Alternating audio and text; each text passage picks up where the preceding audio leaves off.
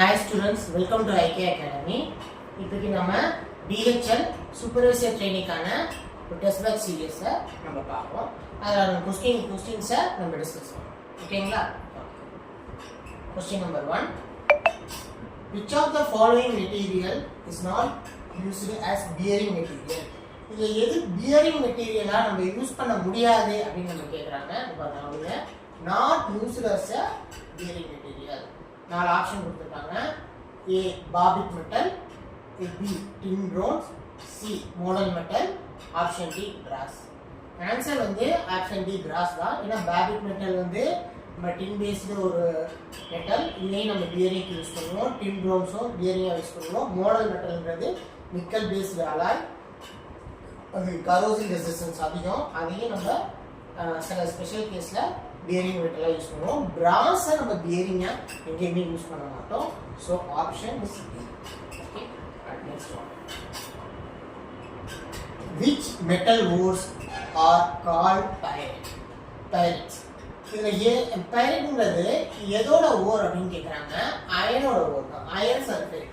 Iron சல்ஃபைட்லேருந்து நம்ம அயனை எடுப்போம். Okay, ஓர்ன்றது என்னன்னா இப்போ ஒரு இரும்புனா டேரெக்டாக தோணுனா இரும்பாவே தனியாக இருக்காது. ஓகேங்களா? அது எலமெண்ட்ஸோட சேர்ந்து தான் இருக்கும். அயன் சல்ஃபைடாக இருக்கும். இதை நிறைய ப்ராசஸ்லேருந்து சல்ஃபைடை பிரித்து எடுத்து அயனை கடைசியாக நம்ம எடுப்போம். ஓகேங்களா? அலுமினியத்தோட ஓர் என்னன்னா நல்லா கவனிங்க. அலுமினியத்துக்கு வந்து பாக்சைட். ஓகேங்களா? இந்த தடவை வந்து அவங்க என்ன கேட்டிருக்காங்க, அயனுக்கு கேட்டிருக்காங்க. அடுத்த தடவை அலுமினியத்துக்கு கேட்கலாம், காப்பருக்கு கேட்கலாம், இல்லை சிங்க்குக்கு கேட்கலாம், இல்லை மற்ற மெட்டீரியல்ஸ்க்கு கேட்கலாம். ஸோ இம்பார்ட்டன்ட் எலமெண்ட்ஸ்க்கு என்னென்ன ஓர்கள் படிச்சு வச்சுக்கோங்க. இந்த இதில் அலுமினியத்துக்கு பாக்சைட், காப்பருக்கு வந்து காப்பர் சல்ஃபைட், ஜிங்குக்கு வந்து ஜிங்க் ஆர்சனிக் சல்ஃபைட். ஓகேங்களா? மாற்றி கூட நெக்ஸ்ட் டைம் கேட்கலாம். சரி, நெக்ஸ்ட் ஒன். அடுத்த கேள்வி கவனிங்க. Effective number of atoms in FCC. FCC ஸ்ட்ரக்சர்ல எத்தனை ஆட்டம்ஸ் இருக்கு அப்படின்னு கேட்டிருக்காங்க. எஃப்சிசி ஸ்ட்ரக்சரை பார்ப்போம். இது வந்து எஃப்சிசி ஸ்ட்ரக்சர். எஃப்சிசி ஸ்ட்ரக்சர்ல மேலே இருக்கிற 8 கார்னர்லையும் ஆட்டம்ஸ் ஷேர் ஆயிருக்கும். 1 2 3 4, கீழே 4 4 8 கார்னர்லையும் ஆட்டம் ஆட்டம்ஸ் ஷேர் ஆயிருக்கும். எல்லா ஃபேஸ்லையும் மொத்தம் 6 ஃபேஸ். 1 2 3, இந்த சைடு 1 4, கீழே 1 5, மேலே 1 6. 6 சைட்லையும் ஆட்டம்ஸ் ஒரு சைடில் ஒரு பாதி, இன்னொரு சைடில் பாதி ஷேர் ஆகிருக்கும். இப்போ இங்கே பார்த்தீங்கன்னா 6 × 6 × 6. ஓகேங்களா? இது ஒரு 3. இன்னொன்று காலாக எத்தனை? சாரி, 8 1/8 8 இடத்துல ப்ளஸ் 8 இடத்துல 1/8. ஸோ இதை நீங்கள் 8 அடிச்சிங்கன்னா 1, 3 + 1 4. டோட்டல் எத்தனை ஆட்டம்? 4 ஆட்டம். எதில் இருக்கும்? எஃப்சிசியில் 4. சரி, எஃப்சிசியில் 4. அதே மாதிரி சிம்பிள் கியூபிக்கில் எத்தனைன்னு கேட்டால் என்ன பண்ணணும்? சிம்பிள் கியூபிக்கில் 1 தான். ஓகேங்களா? ஃபேஸில் எந்த ஆட்டமும் இருக்காது சிம்பிள் கியூபிக்கில். அதே இது சிம்பிள் கியூபிக்கில் நடுப்புற ஒரு முழு ஆட்டத்தை வச்சா அதான் பிசிசி. பிசிசிக்கு என்ன? சிம்பிள் கியூபிக்கு 1, அதோட 1 ஆட் பண்ணீங்கன்னா 2. ஓகேங்களா? எஃப்சிசிக்கு 4. நீங்கள் எப்படி வேணாலும் கேட்கலாம். நீங்கள் சப்போஸ் சிம்பிள் கியூபிக்னு கேட்டாங்கன்னா அதுக்கு 1 ஆட்டம். ஓகேங்களா? பிசிசிக்குன்னு கேட்டாங்கன்னா அதுக்கு 2 ஆட்டம். எஃப்சிசின்னு கேட்டாங்கன்னா அதுக்கு 4 ஆட்டம். ஓகேங்களா? ஸோ எல்லாத்தையும் பார்த்துக்கோங்க. அது பெஸ்ட். ஓகேங்களா? Unit of strain. இப்போ ஸ்ட்ரெஸ்ஸுக்கு என்ன யூனிட், அதே மாதிரி ஸ்ட்ரெயினுக்கு என்ன யூனிட்னு கேட்குறாங்க. Strain has no unit. ஏன்னா ஸ்ட்ரெயினுக்கு ஃபார்முலா என்னன்னு கேட்டிங்கன்னா strain is equal to change in length divided by original length. ஓகேங்களா? லென்த்தோட யூனிட் சேஞ்ச் இன் லென்த்னால என்ன? அதோட யூனிட் மீட்டர். லென்த்தோட யூனிட்டும் மீட்டர். மீட்டரும் கேன்சல் ஆச்சுன்னா நோ யூனிட். ஸ்ட்ரெஸ்ஸுக்கு நியூட்டன் பர் மீட்டர். ஓகேங்களா? ஸ்ட்ரெஸ்ஸுக்கு நியூட்டன் பர் மீட்டர் ஸ்கொயர். இதுக்கு no unit. Next one. Poisson ratio is defined as. Poisson ratio எப்படி டிஃபைன் பண்றாங்க அப்படின்னு பார்த்தீங்கன்னா lateral strain divided by longitudinal strain or linear strain. எப்படி வேணாலும் கேட்கலாம். ஓகேங்களா? lateral strain divided by longitudinal strain. இதுக்கு யூனிட்லாம் கிடையாது. ஸ்ட்ரெயினுக்கே யூனிட் கிடையாது. ஸ்ட்ரெயினோட ரேஷியோ வந்தாலும் அது யூனிட் கிடையாது. பாய்சான் ரேஷியோக்கும் very small unit. Sorry for the interruption. Next one. The stress at which extension of material takes place more quickly as compared to the increased load is called. கவனிங்க, கேள்வி என்னன்னா, நீங்க load கொடுக்குறீங்க, load கொடுக்குறப்ப அது increase ஆகும்.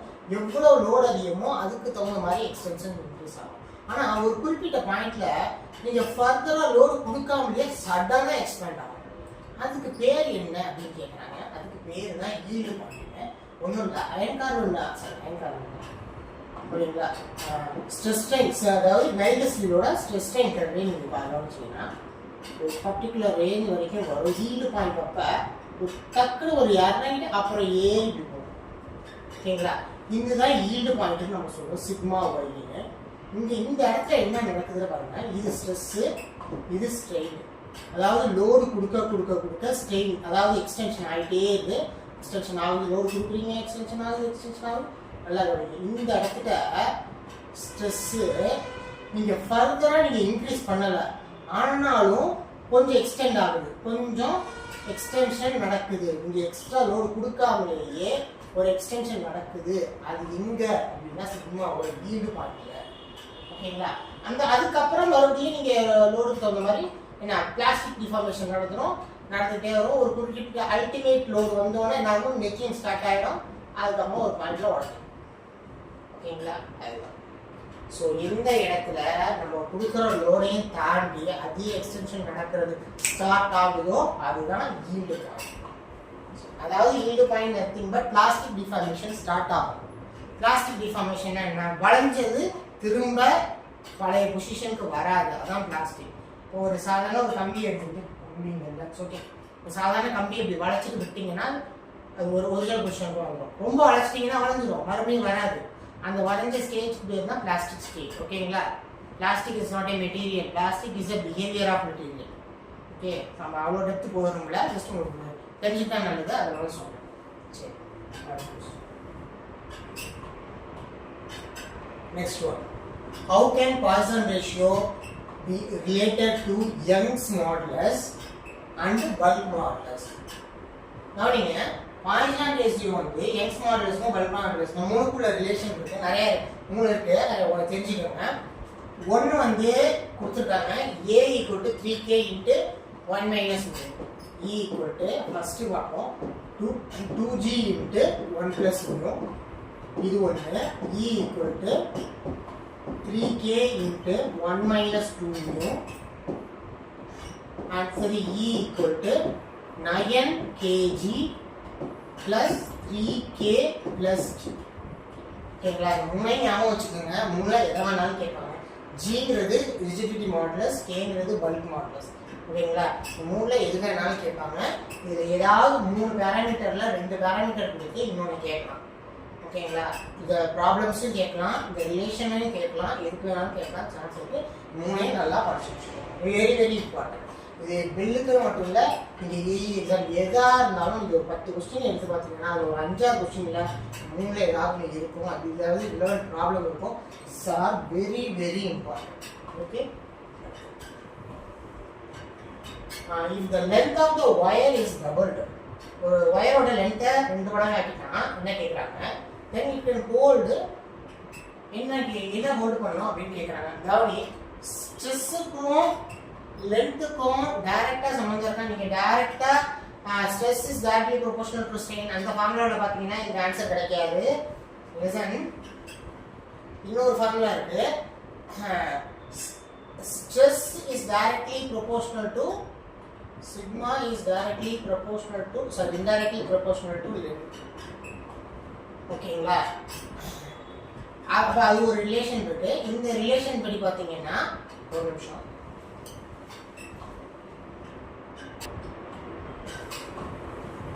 Sorry for the interruption. இது எப்படி வருது அப்படின்னு பார்த்தீங்கன்னா, லிசன், சிக்மா = E × E. இதுலேயே ஆக்சுவலாக PL/AE எடுக்கலாம். ஸோ ஈயை வந்து எப்படி எழுதுறாங்கன்னா, இங்கிறது ஸ்ட்ரெயின், இதுக்கு விட்டுருங்க, ப்ரொபோர்ஷனேட்டாக போட்டுட்டு இந்த ஸ்ட்ரெயினை வந்து எனக்கு எப்படி எழுதலாம், change in length to original length. ஓகேங்களா? ஸோ இந்த இதை நம்ம ப்ரொபோர்ஷனேட்டாக வச்சுக்கிறோம். அப்போ sigma is indirectly proportional to 1/L எழுதலாம். ஸோ அப்போ எல் டபுள் ஆச்சுன்னா சிக்மா என்னாகும், பாதியாக மாறும். அடிச்சு அடிக்கடி கேட்குற கொஸ்டின். ஓகேங்களா, பாயிண்ட் ஆஃப் கான்ட்ராஃப்ளெக்ஷர் அப்படின்னா என்னன்னா பெண்டிங் மொமெண்ட் வந்து ஒரு அது சைனை சேஞ்ச் பண்ணும். சைனை சேஞ்ச் பண்ணோம்னா ஒரு பெண்டிங் மொமெண்ட் டயக்ராமில் ஒரு இடத்துலேருந்து அது மாறும். அது பாயிண்ட் 0க்கு மாறும். ஒரு சைனை மாறும், பாசிட்டிவ்லேருந்து நெகட்டிவ்க்கு போகும். அதுக்கு தான் அதுக்கு பேர், இந்த பாயிண்ட்டுக்கு பேர் point of contraflexure. Okay, vertical ordinate in SFD shear force டயக்ராம்ல இந்த வெர்டிகல் ஆர்டினேட் என்னென்ன இருக்குங்க? மூணுமே பாயிண்டோடாவும் இருக்கும், வெர்டிகல் ரியாக்ஷனும் இருக்கும், கான்சென்ட்ரேட்டட் ரோல் எது வேணாலும் இருக்கலாம். So answer all of the above. Okay, question number 11. Dash is provided in a drill for the passage of chips and cutting fluid. ஒரு drill bit இருக்கு. இது ஒரு drill bit அஸ்யூம் பண்ணுங்க. இப்போ ட்ரில்லிங் பண்ணிட்டு இருக்கப்ப சிப்ஸ் எல்லாம் வெளியில வரும். ஒரு ஹோல் போடுறப்ப சிப்ஸ் வெளில வரும். அந்த சிப்ஸ் எல்லாம் எது வழியா போகும் அப்படின்னா, நல்ல கவனிங்க, ட்ரில் பிட்ல வந்து ஒரு பேசேஜ் இருக்கும், அதாவது ஃப்ளூட்னு பேரு, ஒரு கேப் இருக்கும். அந்த கேப் வழியா என்ன அந்த சிப்ஸ் எல்லாம் வெளில போகும். கட்டிங் ஃப்ளூயிட்ஸும் அது வழியா உள்ளார போயிட்டு என்ன கூலிங் லூபிகேஷன் ரெண்டுக்கும் ஹெல்ப் பண்ணும். ஓகேங்களா, ஸோ அதுக்கு பேர் ஃப்ளூட். ஷாட்டுங்கிறது அந்த ஷாஃப்ட்டுக்கு பேர் ஷாட்டுக்கு பேர். ஓகேங்களா, ஃப்ளூட்டுங்கிறது என்னன்னா அந்த பேசேஜ், அந்த ஹெலிக்கல் பேசேஜ், அந்த பேசேஜ் வழியாக தான் சிப்ஸும் போகும், கட்டிங் ஃப்ளூயிடும் பாஸ் ஆகும். The speed at which the piece advances through the cutter is called. அது உள்ள ஃபீட் ரேட்டை தான் இந்த மாதிரி கொடுத்துருக்காங்க.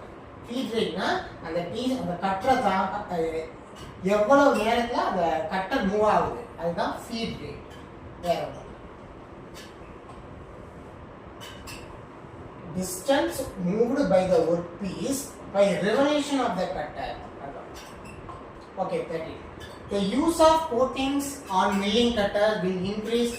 coating எதுக்கு பண்றாங்க milling cutter அப்படின்னா அதோட surface hardness increase பண்ணும். ஓகேங்களா, இந்த சர்ஃபேஸ் வந்து ரொம்ப ஹார்டா இருக்கணும், அதுல ஸ்கிராச்சஸ் எதுவும் விழக்கூடாது, எந்த ஒரு பர்ரும் இல்லை சிப்ஸோ போய் அதை பெனிட்ரேட் பண்ணிடக்கூடாது. ஒரு பர் வந்து ஒரு சின்ன கிராச் வந்துச்சுன்னா அந்த கிராச் டெவலப் ஆகி அது பிரேக் ஆக சான்ஸ் இருக்கு. அதனால அதோட சர்ஃபேஸ் ஹார்ட்னஸ் வந்து ரொம்ப முக்கியம். ஏன்னா அதில் வந்து ஃபெட்டிங் நிறைய இருக்கும், நிறைய கட்டிங் பண்ணுறதுனால ஃப்ளக்சுவேஷன்ஸ் அதிகமாக இருக்கும். அதனால அதோட சர்ஃபேஸ் ஹார்ட்னஸ் ரொம்ப ரொம்ப முக்கியம். அதனால சர்ஃபேஸ் ஹார்ட்னஸ் இம்ப்ரூவ் பண்ணணும்னா என்ன பண்ணணும்னா அது நல்ல ஷைனிங்காக பாலிஷ்டாக இருக்கணும். அது மேலே ஒரு நல்ல கோட்டிங், ஹார்டான கோட்டிங் இருக்கணும். ஹார்டான கோட்டிங்னா titanium nitrate and titanium carbide. ஓகேங்களா, வெறுமனா கோட்டிங்னா சர்ஃபேஸ் ஹார்ட்னஸ் யூஸ் ஆகும். அது என்ன மாதிரி கோட் பண்ணுவாங்கன்னு கேட்கலாம். அதுக்கு titanium nitrate and titanium carbide. ஏன்னா டைட்டானியம்ங்கிறது இட்ஸ் ஹார்டஸ்ட் மெட்டீரியல், டைட்டானியம் நைட்ரேடும் கார்பைடும் ரொம்ப ஹார்டாக இருக்கும். அந்த சர்ஃபேஸ் மேலே கோட் பண்ணிடுவாங்க. ஸோ அது ரொம்ப வியர் ரெசிஸ்டன்ஸாக இருக்கும், அதில் ஸ்க்ராச்சஸ்லாம் எதுவுமே இருக்காது. ஸோ ரொம்ப ஹார்டாக இருக்கும். ஓகேங்களா, கரோசன் ரெசிஸ்டன்ஸ்க்கு அதில் அது வேறப்பா. கரோசன் ரெசிஸ்டன்ஸில் என்ன பண்ணுவாங்கன்னா குரோமியம் ஆட் பண்ணி இந்த மெட்டீரியலே மேட் பண்ணியிருப்பாங்க. அதுக்கு கோட்டிங்லாம் தேவையில்லை. ஓகேங்களா, மெல்டிங் பாயிண்ட்டுக்கெல்லாம் என்ன பண்ணுவாங்க, அதில் டங்ஸ்டன் ஆட் பண்ணி டங்ஸ்டனை ஒரு அலாயிங் எலமெண்ட்டை ஆட் பண்ணி வச்சுக்கோங்க. சரி, அடுத்த கொஸ்டின். ஸ்பெசிஃபிக் கிராவிட்டி அப்படிங்கிறது என்ன kind of property, what type of property அப்படின்னு கேட்கலாம். அது ஒரு ப்ராப்பர்ட்டி தான். என்ன கைண்ட், அது இன்டென்சிவ் எக்ஸ்டென்சிவ் ப்ராப்பர்ட்டின்னு 2 கைண்ட்ஸாக சொல்லுவோம். இன்டென்சிவ்னா என்ன, எக்ஸ்டென்சிவ்னா என்னன்னா, இது இன்டென்சிவ்னா இட்ஸ் இண்டிபெண்டன்ட் ஆஃப் மாஸ். ஓகேங்களா, மாஸ் வால்யூமும் அது வந்து 10 கிலோ 5 கிலோ எவ்வளவு ஆட் பண்ணாலும் அதுல எந்த மாற்றமும் இருக்காது. அதுதான் இன்டென்சிவ் ப்ராப்பர்ட்டி. எக்ஸ்டென்சிவ்னா அதை நீங்க ஆட் பண்ணீங்கன்னா, இப்போ ஒரு புக் இருக்கு, பக்கத்துல 4-5 புக்கு சேர்ந்தா அது மாறும் அப்படின்னா அது எக்ஸ்டென்சிவ். இங்க எவ்வளோ 4-5 10 எவ்வளோ குவான்டிட்டி ஆட் பண்ணாலும் it's independent of mass and வால்யூம்னா அது இன்டென்சிவ் ப்ராப்பர்ட்டி. ஸ்பெசிஃபிக் கிராவிட்டினா என்ன, 1 கிலோ வாங்கினாலும் 2 கிலோ வாங்கினாலும் அது ஸ்பெசிஃபிக் கிராவிட்டியோட வேல்யூ மாற போகுதா, அந்த ஃப்ளூயிடுக்கு மாறவே மாறாது. ஓகேங்களா, அதனால அது இன்டென்சிவ் ப்ராப்பர்ட்டி. ஓகேங்களா, டென்சிட்டி என்ன ப்ராப்பர்ட்டி, இன்டென்சிவ் ப்ராப்பர்ட்டி, அது மாறாது. வெயிட் என்ன ப்ராப்பர்ட்டி, சரி மாஸ் வெயிட் என்ன ப்ராப்பர்ட்டி, அது எக்ஸ்டென்சிவ் ப்ராப்பர்ட்டி. ஓகேங்களா, ஒரு பாக்ஸில் இவ்வளோ இருக்குது, அப்போ 4 பாக்ஸில் எவ்வளோ வரும், கூடலாம் வரும் வெயிட்டு. ஸோ வெயிட்லாம் எக்ஸ்டென்சிவ் ப்ராப்பர்ட்டி. சரி, அடுத்த விஷயம். The unit of surface tension. Surface tension unit Newton per meter. ஓகேங்களா, சிம்பிள் கொஸ்டின். சில கொஸ்டின் எல்லாம் சூப்பர்வைசர் ட்ரைனிங்கில் கொஞ்சம் ஈஸியாக தான் இருக்கும் கம்பேரிட்டிவ் டு இன்ஜினியரிங் ட்ரைனிங். இந்த கொஸ்டின் டைரக்ட் கொஸ்டின் கவனிங்க. ரெனால்ட்ஸ் நம்பர் வச்சு 3 விதமாக கேட்கலாம். ரெனால்ட்ஸ் நம்பர் எதுக்கு யூஸ் ஆகும்னா ஒரு ஃப்ளோவோட ஃப்ளோ டைப் ஆஃப் ஃப்ளோ என்னென்னு கண்டுபிடிக்க. என்னென்ன டைப் ஆஃப் ஃப்ளோ இருக்குது? 3 டைப் ஆஃப் இருக்குது. Laminar, transition, turbulent. லேமினார்னா என்னென்னா ஸ்மூத்தாக மூவ் ஆகும். ஓகேங்களா? ஸ்மூத்தாக மூவ் ஆகிறது எல்லாமே லேமினார் ஃப்ளோ தான். நம்ம பிளட்டெல்லாம் எப்படி மூவ் ஆகும்னா லேமினார் ஃப்ளோ தான். ஓகே. டர்புலன்ட்னா கண்ணாக வெள்ளத்தில் எப்படி போகும் தண்ணி பார்த்துருக்கீங்களா? அதெல்லாம் டர்புலன்ட் ஃப்ளோ. லேமினார்லேருந்து டர்புலண்ட்டுக்கு மாறக்கூடிய அந்த இடத்துக்கு பேர் டிரான்சிஷன் ஃப்ளோ. ஓகேங்களா? இப்போ அதை எப்படி கண்டுபிடிப்பாங்க அப்படின்னா ரெனால்ட்ஸ் நம்பர் யூஸ் பண்ணி. ரெனால்ட்ஸ் நம்பருக்கு ஃபார்முலா தெரிஞ்சுக்கணும்னாலும் தெரிஞ்சுக்கோங்க. ரோ விடி டிவைடட் பை மியூ. ஓகேங்களா? ரோ விடி டிவைடட் பை மியூ. இந்த ஃபார்முலா வச்சு ரெனால்ட்ஸ் நம்பரும் கண்டுபிடிச்சோம்னா இந்த ரெனால்ட்ஸ் நம்பர் கிடைக்கிற ரெனால்ட்ஸ் நம்பருக்கு 2000க்கு கீழே இருந்தா அது லேமினார் ஃப்ளோ, 4000க்கு மேலே இருந்தா அது டர்புலன்ட் ஃப்ளோ, இதுக்கு இடைப்பட்ட இடத்துல இருந்தா அது டிரான்சியன்ட் ஃப்ளோ. ஓகேங்களா? அவ்வளோதான். Next one. Unit of mass flow rate is given. Mass flow ரேட்டோட யூனிட் என்ன? Kilogram per second. Mass flow ரேட்னாலே பர் செகண்ட்னு வரும். ரேட்னு கேட்டாலே பர் செகண்ட் ஞாபகம் வச்சுங்க. அதுக்கு முன்னாடி என்ன கேட்குறாங்க? Mass flow. மாஸ்னா என்ன? கிலோகிராம். அவ்வளோதான். கிலோகிராம் பர் செகண்ட் தான் யூனிட். இதுக்கு mass flow rate. Then which of the following is not an assumption for Bernoulli's theorem? Which of the following is not an assumption for Bernoulli theorem? Bernoulli theoremல எது assumption இல்லை. Bernoulli theoremனா என்ன? Flow வந்து ideal. ஓகேங்களா? Input energy equal to outlet energy. அது எல்லா ஃப்ளோவும் incompressible. அதாவது density ரெண்டுமே சேம். இதில் எது இல்லைன்னு கேட்குறாங்க. இன்கம்ப்ரெசிபிள் எஸ் ஸ்டெடி ஃப்ளோ தான் அண்ட் ஒன் டைமென்ஷனல் ஃப்ளோ தான். ஃப்ளோ இஸ் ரியல் கிடையாது, ஐடியல் ஃப்ளோ. ஓகேங்களா? Ideal flow. ஐடியலுக்கு ரியலுக்கு என்ன சம்பந்தம் பாருங்க. ஐடியலுக்கும் ரியலுக்கு என்ன? ஐடியல்ன்றது ஒரு கற்பனை ஃப்ளோ, அதாவது இன்கம்ப்ரெசிபிளாக இருக்கும். ஓகேங்களா? ஃப்ளோ ஸ்டெடியாக இருக்கும், காலத்தை பொறுத்து மாறவே மாறாது. ஓகேங்களா? டென்சிட்டி சேஞ்சே ஆகாது. இதெல்லாம் சொல்கிறது தான் ஐடியல் ஃப்ளோ. உண்மையிலே ஐடியல் ஃப்ளோன்னு உங்களுக்கு கிடையாது, இது ஒரு கற்பனை. ஸோ அந்த கற்பனையை தான் நம்ம அசம்ஷனாக வச்சுருக்கோம். ஸோ ஃப்ளோ இஸ் ரியல்ங்கிறது it's not an assumption of Bernoulli theorem. Not an assumption of Bernoulli theorem. ஓகேங்களா? Torsional sectional modulus is also known. Polar மாடுலஸோட இன்னொரு பேர் தான் டார்சனல் செக்ஷனல் மாடுலஸ். வேற okay. A beam is said to be uniform strength. ஒரு beam இது uniform strength உள்ள beam அப்படின்னு எப்போ நம்ம சொல்லுவோம் அப்படின்னா பெண்டிங், அதாவது பெண்டிங் ஸ்ட்ரெஸ் வந்து எல்லா இடத்துலையும் சேமாக இருக்கும். Bending stress is uniform at every section of the beam along the longitudinal axis.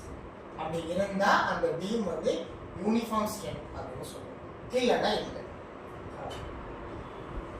அப்ப இந்த பெண்டிங் ஸ்ட்ரெஸ் அப்படிங்கிறது என்ன, எதை குறிப்பிடுது அப்படின்னு கேட்குறாங்க. லிசன், பெண்டிங் ஸ்ட்ரெஸ்க்கு ஃபார்முலா நம்ம பார்ப்போம். இல்லை பெண்டிங் தியரியில் sigma by Y equal to M by I ஒரு ஃபார்முலா இருக்கு. Equal to E by R.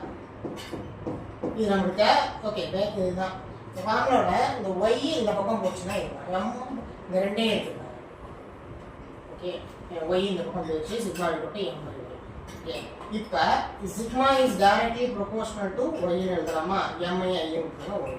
ஏன்னா இதுதான் கொடுத்துருக்காங்க, ஒய் தான் கொடுத்துருக்காங்க. என்ன பாருங்க, sigma bending stress is directly proportional to the distance of layer from the universal axis. அதான் y.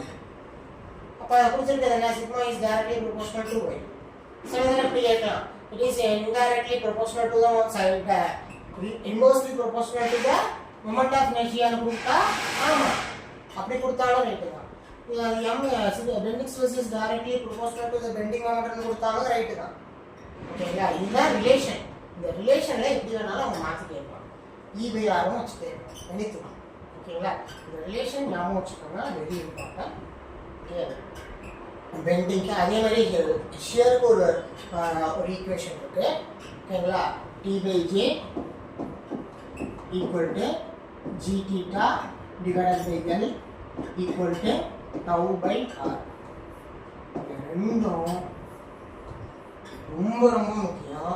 இதுலேயும் எப்படி வேணாலும் மாற்றி கேட்கலாம், இதுலேயும் எப்படி வேணாலும் மாற்றி கேட்கலாம், இதுலேருந்து ப்ராப்ளம்ஸ் கேட்கலாம், இதுலேருந்தும் ப்ராப்ளம்ஸ் கேட்கலாம். உதாரணத்துக்கு இது எடுத்துக்கோங்க, இந்த ரெண்டையும் எடுத்துக்கோங்க. 1 2 மொத்தம் 5 இருக்குது. இதில் ஏதாவது 4 பேராமீட்டர் கொடுத்துட்டு மிச்சம் ஒன்று கேட்கலாம் ஓகேங்களா. இதுலேயே இதில் 4 3 கொடுத்துட்டு ஒரு பேராமீட்டர் என்னன்னு கேட்கலாம். ஓகே, இந்த 2 ரிலேஷனும் அதை ஞாபகம் வச்சுக்கோங்க. ஏதாவது 2 ப்ராப்ளம் சால்வ் பண்ணி பாருங்கள். ஓகே, ரொம்ப யூஸ்ஃபுல்லாக இருக்கும். Next one, total heat of a substance is also called total heat na enthalpy ஓகேங்களா. என்தால்பியோட இன்னொரு பேர் தான் total heat.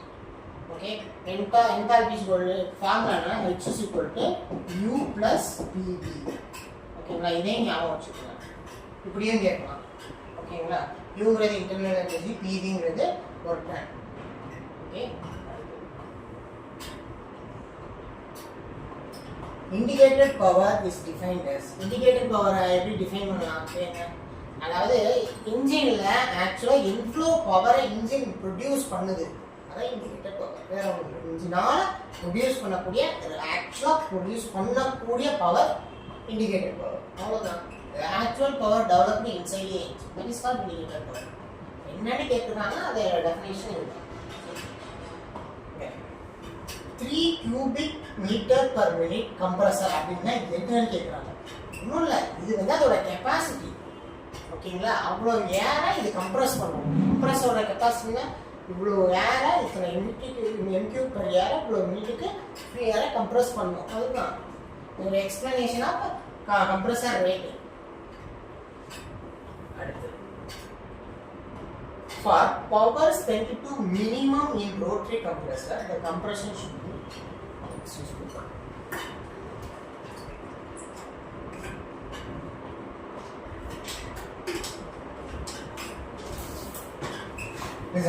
sorry, என்ன ப்ராசஸ்ல பவர் மினிமம் பவர் எடுத்துக்கோ அப்படின்னு கேக்குறாங்க. ஐசோதெர்மல் ப்ராசஸ்ல அதோட பவர் இருக்கு, கொஞ்சோண்டு பவர் இருந்தாலே போதும் ஓகேங்களா. இருக்கிறதுலே கம்மி எதுக்குன்னா ஐசோதெர்மல் ஓகேங்களா. இந்த கொஸ்டின் மாற்றி ஐசோதெர்மல் வந்து மினிமமா மேக்ஸிமமா எடுத்தீங்க அப்படின்னு கேட்கலாம். ஞாபகம் வச்சுக்கோங்க ஐசோதெர்மல். ஆனால் ஐசோதெர்மல் கம்ப்ரஷன்ங்கிறது ஆல்மோஸ்ட் என்ன ஒரு impossible process. Okay, surging is the phenomenon of சர்ஜிங்னா என்னன்னா, நல்லா வேகமா தண்ணி போயிட்டே இருக்கிறப்ப டக்குன்னு ஒரு பிளாக் இருக்குன்னா என்ன ஆகும்னா இடிச்சுட்டு ஒரு மாதிரி ஜெர்க் மாதிரி வரும் தண்ணி. அதுக்கு பேர் தான் சர்ஜிங் அப்படிங்கிறது பேர் ஓகேங்களா. Surging flow instability with reversal of flow in compressors. இது அப்படியே கம்ப்ரஸர் என்னன்னா அதுக்கு பேர் என்ன, surging. Unsteady periodic and reversive flow, that is called surging. Steam turbines are classified. Steam turbine இந்த மெத்தட்ல கிளாசிஃபை பண்ணலாம். டைரக்ஷன் ஆஃப் ஃப்ளோ அதுலயும் பண்ண முடியும், பிரின்சிபல் ஆஃப் ஆக்ஷன்லயும் பண்ண முடியும், நம்பர் ஆஃப் சிலிண்டர் வச்சும் பண்ண முடியும். பாருங்க, axial flow, radial flow turbine அப்படியும் நம்ம பண்ண முடியும், இம்பல்ஸ் டர்பைன், ரியாக்ஷன் டர்பைன் அப்படியும் நம்ம கிளாசிஃபை பண்ண முடியும், சிங்கிள் சிலிண்டர், டபுள் சிலிண்டர்னு நம்ம கிளாசிஃபை பண்ண முடியும். So all of the above the answer. ஓகேங்களா. Next one. Which of the following is the unit of compressor capacity? Cubic meter per second. அதான் capacity. இது எப்படி அதோட யூனிட் என்னன்னு கேக்குறாங்க. compressor capacity unit cubic meter per second. ஒரு செகண்ட்க்கு இவ்வளவு cubic meter அனுப்புவோம்.